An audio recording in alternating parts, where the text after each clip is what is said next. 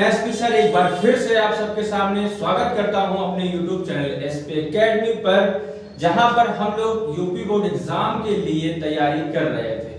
तो आज मैं आप सबके लिए लेकर के आया हूं यूपी बोर्ड एग्जाम पास करने के लिए सबसे आसान तरीका, जिसमें मैंने टारगेट बनाए हैं सिर्फ और सिर्फ 50 दिनों के।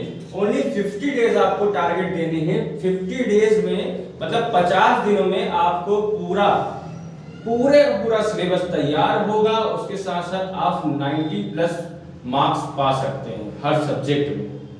इतनी कोशिश करिएगा आप कि बस इन चीजों को फॉलो करिए, जो मैं भी बताने वाला हूं उन चीजों को आप अपने ऊपर फॉलो करिए। सिर्फ 50 दिनों के लिए, जो बचे हुए 50 दिन हैं उन 50 दिनों पे आप फॉलो कर लीजिए।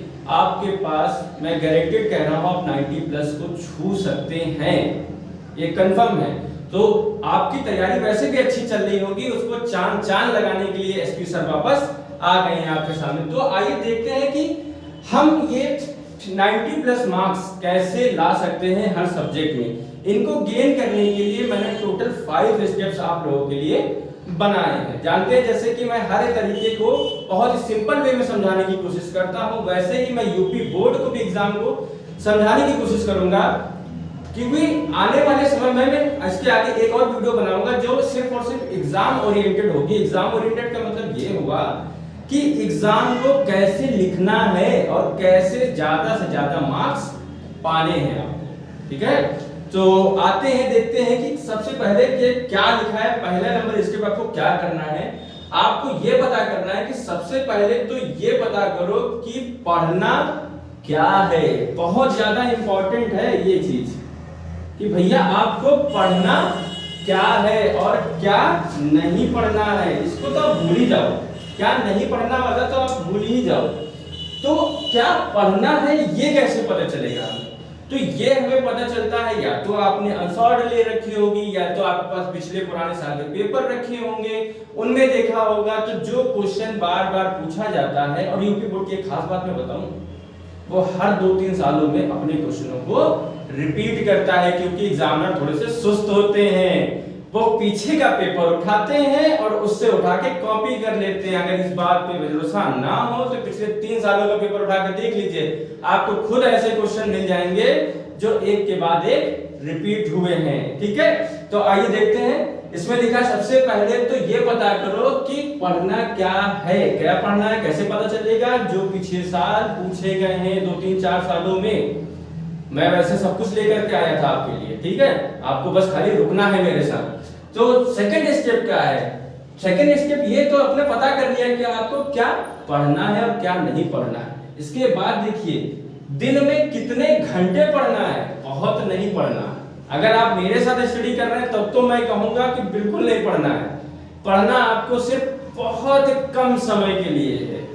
दिन में आप 5 घंटे भी निकालने जाते हो, इस 24 घंटे में सिर्फ 5 घंटे, तब भी अभी से, क्योंकि मैंने 50 डेज का टारगेट मारा है, इसीलिए मैं 10-20 दिनों की बात नहीं करता, क्योंकि 10-20 दिनों में कोई भी पहाड़ नहीं खोदा जा सकता है। आप 50 दिन लगाएंगे कम से कम किसी भी चीज को पढ़ने के लिए, तभी आपको समझ में भी आएगी और वो आप कर भी पाएंगे अच्छे तरीके से। ठीक है, तो ये समझ लीजिए कितने घंटे दिन में आपको पढ़ना है। 4 से 5 घंटे की ही मैं स्कीम बताने वाला हूँ, इससे ज्यादा नहीं बताऊंगा टाइम टेबल में। तो किस सब्जेक्ट को कितना पढ़ना है। तीसरा स्टेप क्या कहता है आपका, 2 स्टेप आपके समझ में आ गए। तीसरा स्टेप जो कहता है सब्जेक्ट को, किस सब्जेक्ट को कितने घंटे पढ़ना है। अब देखिए, ये जो बेसिक है टाइम टेबल। अच्छा हाँ, एक बात और ध्यान दीजिएगा, कोई भी इसे अपने पन्ने में लिख करके दीवार पे चिपकाएगा नहीं, क्योंकि जो दीवार पे चिपकेगा वो दीवार पे रह जाएगा। इसे अपने दिमाग में भरना है, आप सबको अपने माइंड में रखना है, क्योंकि सोचना है, क्योंकि आप अपने आप में बनाएंगे कि हमें इस सब्जेक्ट को आधा घंटा पढ़ना है, इस सब्जेक्ट को 1 घंटा पढ़ना है। जो आपकी क्षमता है उस क्षमता के अकॉर्डिंग, मेरे अकॉर्डिंग नहीं चलेंगे। मैं कह दूं कि इसे 1 घंटा पढ़ना है, जरूरी नहीं है कि उसमें से हर एक बच्चा 1 घंटा ही उसे पढ़ पाए। हो सकता है उसे 2 घंटे पढ़ सकता है, हो सकता है वो 15 मिनट में भी बोर हो जाता है। तो सब्जेक्ट डिपेंड करते हैं, हर बच्चे का अलग होता है। कोई भी इसे टाइम टेबल बना करके दीवार पे चिपकाएगा नहीं। दीवार पे तो बिल्कुल भी नहीं चिपकाना, दिमाग में सेट करना है कि मुझे पढ़ना है। दीवार पे चिपकाई हुई चीजों को आप बार बार देखोगे तब याद आएगा। और जब कभी भी आप बाहर होगे तब क्या देखोगे, कुछ नहीं, लेकिन दिमाग में लिखी हुई चीज आपको हमेशा याद होगी।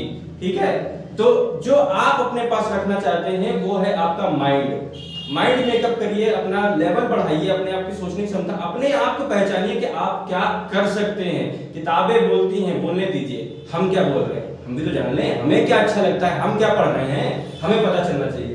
तो सब्जेक्ट के अकॉर्डिंग मैंने एवरेज बनाया है। एवरेज और मैक्सिमम दो बच्चों के प्रकार के होते हैं, एवरेज और मैक्सिमम ले लेते हैं।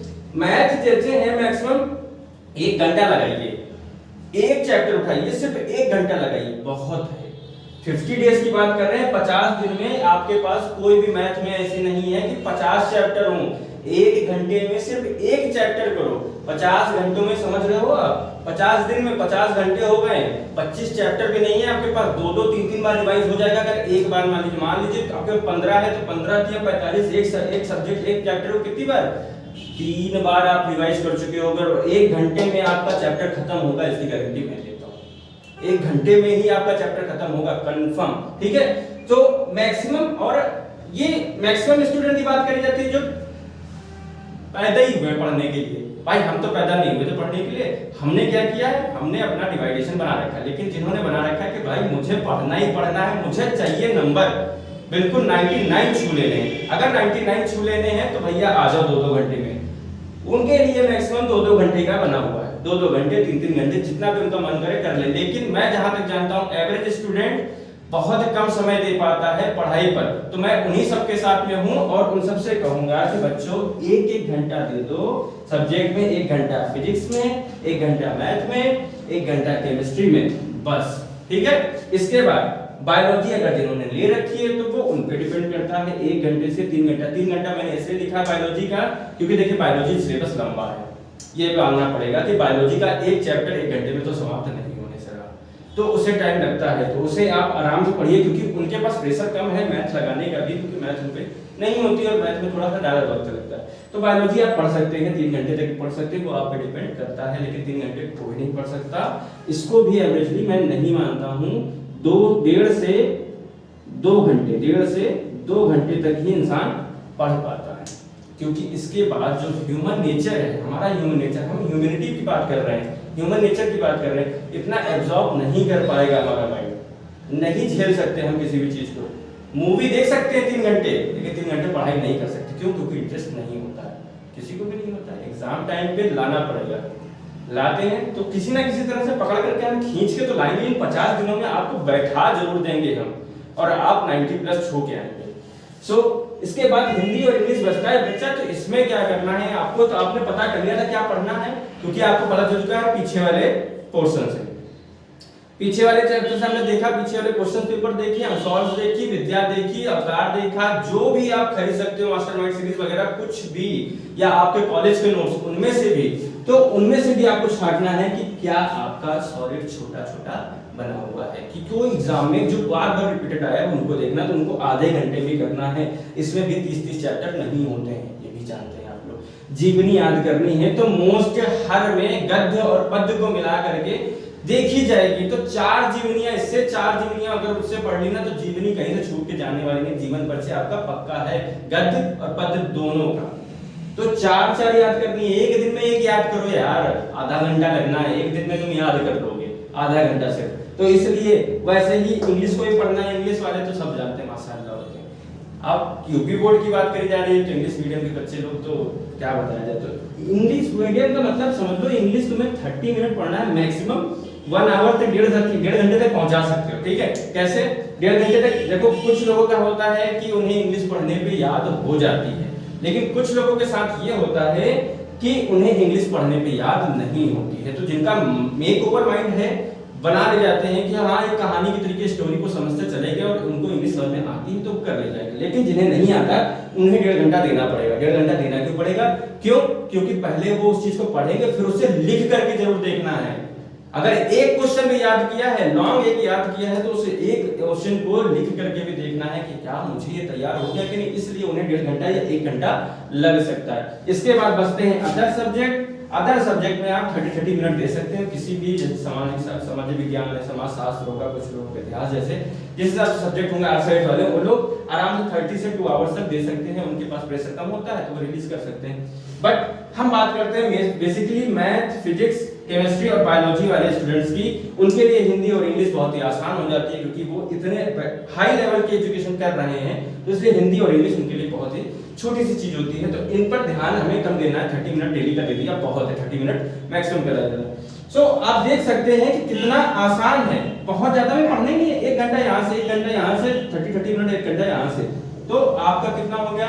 1 2 3 4, कहा था ना 4 घंटे, 4 से 5 घंटे भी अगर आप निकाल ले गए ना तो ये समझ लीजिए 50 डेज में, अगर देखिए 50 को 4 से मल्टीप्लाई करें तो 5 चौको 20, 200 घंटे आपको मिल जाएंगे सिर्फ एक ही दिन। लेकिन हाँ, इस बात में ध्यान रखिएगा कि कॉन्टिन्यूटी आपकी बहुत ज्यादा जरूरी है। कॉन्टिन्यूटी का मतलब यह है कि आपको करना ही करना, इसीलिए मैंने मना किया है कि टाइम टेबल कोई नहीं बनाएगा। आप सिर्फ अपने दिमाग में सोचोगे कि मुझे आधा घंटा फिजिक्स या 1 घंटा फिजिक्स या आधा घंटा हिंदी शाम को 5 बजे पढ़नी है, तो वो पढ़नी है। उसके लिए चाहे आपके फोन पे पढ़नी है, चाहे किताब पे पढ़नी है, कहीं पे भी बैठे हो आपको उस समय उसको खोल करके बैठ जाना। क्यों? क्योंकि आपके दिमाग में बैठा हुआ। और मेरे ख्याल से एग्जाम पास आ रहे हैं, जिस तरह से अप्रैल की डेट आने वाली होगी, अभी तक की कुछ कंफर्म नहीं हो पा रहा है। सो अप्रैल में या मार्च के लास्ट तक की स्टार्ट हो जाएगा। तो आप ये समझ लीजिए कि आने वाले समय में आपको पढ़ने के लिए तो बैठना पड़ेगा, क्योंकि बोर्ड एग्जाम पास जो करना है और उसमें नंबर भी अच्छे पाने हैं। नहीं तो पड़ोसी वाले यही कहेंगे कि देखो शर्मा जी का लड़का 90% लाया है और ये देखो बैठे हैं। मम्मी तो जानते हो क्या होती है हम लोगों की, मम्मियां ही हैं सब। सो देखते हैं इसके बाद चौथा पॉइंट क्या है। चौथा पॉइंट कह रहा है कि परफेक्ट नोट्स फॉर एग्जाम। मुद्दे की बात है, सबसे ज्यादा मुद्दे की बात यही है कि परफेक्ट नोट्स फॉर एग्जाम। देखो ये सब बातें तो ठीक हैं, हमें पता चल गया कि हमें पढ़ना क्या है, हम ये समझ लेते हैं कितने घंटे पढ़ने में, ये पढ़ना है कौन सब्जेक्ट कितने घंटे पढ़ना है, ठीक है, ये सब ठीक है। लेकिन अब आप हमें ये बताइए कि मटेरियल कहाँ से लेकर आए। मटेरियल की इतनी मेहनत कौन करेगा? हम अगर डेली बैठ करके छांटने बैठेंगे कि क्या पढ़ना है क्या नहीं पढ़ना है, ये अगर छांटने बैठोगे तो 5 6 7 8 घंटे तो ऐसे ही बीत जाएंगे, हुआ ना। तो इस टाइम को मैंने किया रिड्यूस। ये बर्डन मैंने आपके सर से हटा के अपने सर ले लिया और मैंने 10 सालों के पेपरों को छांट डाला, उनको काट डाला, बिल्कुल चीर फाड़ करके हर चैप्टर से क्वेश्चंस को निकाला, उनका निचोड़ बनाया और बना करके आपके सामने अपने YouTube चैनल पे लेके आया था। मैं लेके आया मेरे चैनल पर अपनी क्लास के, मतलब आप जिस भी क्लास के हो, क्लास 10th के हो या 12th के हो, सब्जेक्ट वाली वीडियो को जरूर देखना है, ठीक है। ये मेन था मुद्दा, ये परफेक्ट नोट्स वाला जो मुद्दा था, ये मुद्दा है आपके सामने, क्योंकि ये आप नहीं कर पाओगे। आपको क्या करना है, चैनल पर जाना है, वीडियो को देखना है, किसी भी जगह बैठ के देख सकते हो ना। कहा था मैंने, मैं पढ़ाई को इजी बना दूंगा। अब क्या आपको ये टाइम टेबल याद करना है, पेपर कॉपी पर चिपकाना है? नहीं ना, कहीं पर भी नहीं। और एक चीज मैं और बताना चाहूंगा कि कभी भी कोई चीज, जैसे आप गाना सुनते हो और एक जगह गाना लिखा हो आपसे याद करने को बोला जाएगा तो आप ज्यादा समय ले लोगे। लेकिन अगर आप उस चीज को सुन रहे होते हो तो आप गुनगुना रहे होते हो और गुनगुनाते गुनगुनाते आपको याद हो जाता है। इसी प्रकार से कभी कदार जैसे मैंने ताजमहल को देखा है, कहीं भी देखा है, एज्यूम किया होगा आप लोगों ने, तो अगर आप आंख बंद भी कर लोगे ना तब भी ताजमहल का चेहरा आपके सामने दिखेगा। ताजमहल का चेहरा मतलब चेहरा मत समझ रहे हैं, उसका फेस वैल्यू, ठीक है। सो ये समझ लो कि ये सारी चीजों का निचोड़ बना करके मैं आप लोगों के लिए लेके आया हूँ। सिर्फ कुछ नहीं करना है, इन 50 दिनों में मेरी वीडियोस पे जाना है, देखना है, आपको खुद पता चलेगा। अगर किसी ने छांटा होगा तो उसे पता होगा कि जो मैंने पढ़ाया है इन वीडियोस में वो इम्पोर्टेंट है या नहीं है, क्या वो 10 सालों में पूछे गए हैं या नहीं है। कोई भी क्वेश्चन उठा करके देख सकते हो, 19 20 18 17 16 15 कुछ भी उठा करके देख लो, उसमें मेरे बताए हुए क्वेश्चन 100% होंगे। तो मैंने ये काम आप लोगों के सबसे सर से बोझ हल्का कर दिया है कि बेटा आपको ये काम नहीं करना, ये काम नहीं करना है, सिर्फ ये दोनों काम करने हैं। कि कितने घंटे पढ़ना है ये भी पता चल गया आपको। 4 घंटे पता चल गया, 4 से 5 घंटे मैक्सिमम, एक दिन में 4 से 5 घंटे पढ़िए बहुत है। हमें जो भी लोग ये कहते हैं कि 25 घंटे पढ़ो, 24 घंटे पढ़ो, टॉपर बनने के लिए 26 घंटे पढ़ डालो, 23 घंटे पढ़ डालो, इतने तो घंटे भी नहीं होते जितने वो गिना देते हैं। उसमें मेरे काम बचे, मेरे काम कहाँ गए? मेरे काम, मेरे घर के काम। मम्मी कहेंगे धनिया लेकर के आओ, जाओगे? जाना तो पड़ता ही है, नहीं जाओगे तो चप्पलें पड़ेंगी, तो जाना तो पड़ेगा ही पड़ेगा। इसलिए मैंने बोला सिर्फ 4 से 5 घंटे आपके लिए बहुत है। देखो 200 घंटे निकाल दिए मैंने, 200 घंटे कुछ नहीं किया है। आप लोगों के पास 4 से 5 घंटे बहुत आसानी तरीके से निकल आएंगे। उसमें गाने भी सुन लोगे, पिक्चर भी देख लोगे, नहा धो भी लोगे, सारे काम कर लोगे अपने, उसके साथ साथ पढ़ाई भी हो जाएगी बहुत ही आसानी तरीके से। सो मैं यही कहना चाहूंगा कि आप लोग पढ़ाई को बहुत ही इजी वे में करें। प्रेशराइज नहीं होना है बच्चों, प्रेशराइज बिल्कुल भी नहीं होना है। इतना तो डरो बिल्कुल भी नहीं। एग्जाम, यूपी बोर्ड एग्जाम मैंने बता दिया, मैंने उनकी जो नेचर है, उनका बोर्ड एग्जाम बनाने का नेचर है, जो पेपर वो लोग बनाते हैं उसको बहुत अच्छे से एज्यूम किया है। मेरा 10 साल का एक्सपीरियंस बोलता है, मैं पिछले 10 सालों से पढ़ा रहा हूँ, ठीक है। सो इस चीज को, मेरे कहे हुई बात को यूज करो, यूटिलाइज करो। कुछ नहीं करना है, आपको एक वीडियो देखनी है, सिर्फ एक वीडियो देखनी है। उस एक वीडियो को देख करके एक पेपर उठा लेना है, कोई भी पेपर उठा लेना। अगर उस पेपर में आप 50 के ऊपर प्लस मार्क्स पा लेते हो एक वीडियो से, तो आपको समझ में आ जाएगा कि पढ़ाई है, काम की है। 50 के ऊपर मार्क्स का मतलब समझो कि 50% सिलेबस मेरा पढ़ाई और उसमें मिल जाना चाहिए। ये चीज की बात कर रहा हूँ, ठीक है। सो इस तरीके से अगर आप पढ़ते हो तो ये समझ लीजिए आपके 90+ मार्क्स पक्के, कहीं नहीं जाने वाले। 90+ मार्क्स 100% पक्के।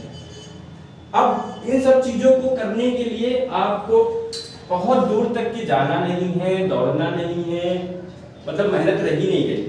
बट एक काम करिएगा जो मैं कहूंगा कि जब आप वीडियो देख रहे हो मेरी, तो एक कॉपी एक पेन लेके जरूर बैठें। इससे क्या होगा कि परफेक्ट नोट्स तैयार होगी आपकी, पोथी पत्रा तैयार नहीं होगा। वो जो पोथी पत्रा स्कूलों में बनाया जाता है ना कि किताब से छाप लो ये आंसर, किताब से टिक मारो ये आंसर, किताब से टिक मारो वो आंसर, किताबी ज्ञान पेपर में आप नहीं लिख पाओगे। लैंग्वेज को आसान बनाओ, उसे अपनी भाषा में लिखो, परिभाषाओं को अपनी भाषा में करने की कोशिश करो। मैंने वही प्रैक्टिस की है, आप लोगों से भी वही कहूंगा कि वही लोग करें, वही सीधे सीधे आंसर दिलाएंगे आपको। सो अब क्या करना है आपको, फाइनली जाना है कहाँ है, गूगल और यूट्यूब पे जाना है। गूगल और यूट्यूब पे जाकर सीधे से सर्च मारना है SP.Academy #SP सर। सर्च क्या करना है, गूगल और यूट्यूब पे SP.Academy #SP सर, और SP सर मैं आप सबके सामने, ठीक है। सो अब इस चैनल को आप लोग जाएंगे, सब्सक्राइब करेंगे, उसके बाद सारी वीडियोस को एक साथ नहीं देखेंगे, अपनी अपनी प्लेलिस्ट में जाएंगे और उन वीडियोस को उठाइए जो सब्जेक्ट वाइज आपको लगता है कि इजी है और आप तैयार कर सकते हो, ठीक है।